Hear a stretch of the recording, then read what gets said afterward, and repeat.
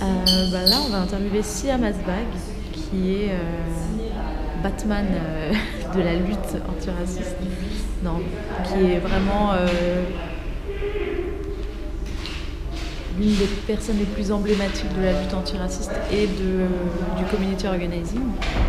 Donc, derrière là-bas, on va du coup discuter de ces jeunes qui s'engagent en politique, de ces jeunes qui s'organisent pour faire valoir leurs droits,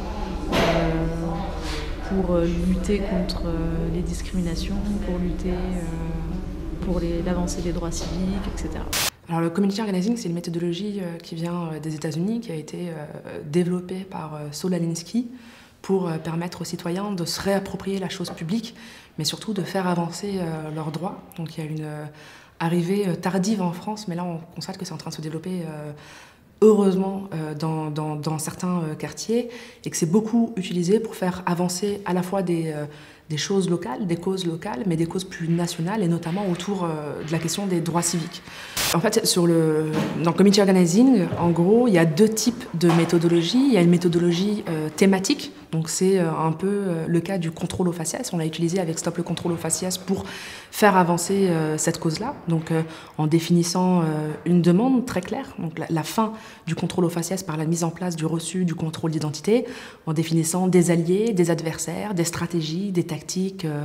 Je pense notamment à la lutte antiraciste. Ça fait des années que papa, maman, et alors quand je dis papa, maman, je ne parle pas de mes vrais parents, je parle des barons de la lutte antiraciste, de ceux qui nous veulent du bien, de ceux qui nous disent « il ne faut pas toucher à mon pote », etc.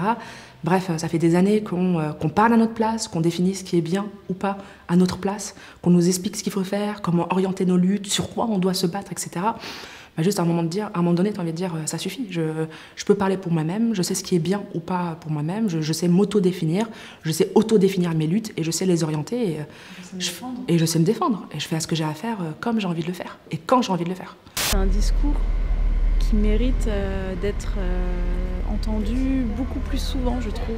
Parce qu'elle a une expertise sur la question, elle l'explique hyper bien, elle est légitime puisqu'elle est concernée par la question.